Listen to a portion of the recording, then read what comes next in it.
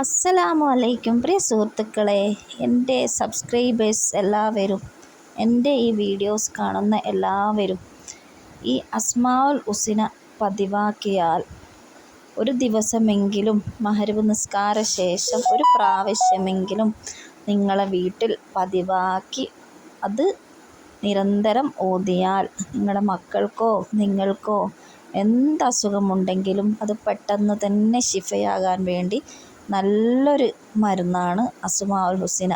ഇത് എല്ലാ വീട്ടിലും നിങ്ങൾ പതിവാക്കുക. എല്ലാ സ്ത്രീകളും മഗ്‌രിബ് നിസ്കാര ശേഷം അസ്മാഉൽ ഹുസ്ന ഒരു പ്രാവശ്യമെങ്കിലും പതിവാക്കി കൈവിടാതെ പതിവാക്കിയാൽ നമ്മുടെ മക്കൾക്ക് എന്തെങ്കിലും മാറാരോഗമോ അല്ലെ പെട്ടെന്ന് വരുന്ന അസുഖമോ അപസ്മാരമോ എന്ത് രോഗമാണെങ്കിലും നമ്മൾക്കായാലും മക്കൾക്കായാലും ഇത് ഒരുപാട് ശിഫയുള്ളതാണ് ഈ അസ്മാഉൽ ഹുസ്ന.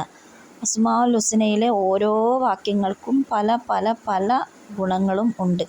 അത് നമ്മുടെ 313 നമ്മുടെ ശുഹദാക്കന്മാരുടെ അള്ളാൻ്റെ നാമമാണ്. അതുകൊണ്ട് അത് കൈവിടാതെ നിങ്ങൾ ഓതുക. അതിൽ യാ ബാരിഉ യാ അള്ളാ എന്ന് 313 വട്ടമോ അല്ലെങ്കിൽ 23 വട്ടമോ നിങ്ങൾക്ക് കഴിവിൻ്റെ പരമാവധി എത്രയോ ഓതാൻ പറ്റുന്നത് അത്രയും ഓതി പ്രത്യേകമായിട്ട് ദുആ ചെയ്താൽ മാറാരോഗം എന്തുണ്ടെങ്കിലും ശിഫയാകും.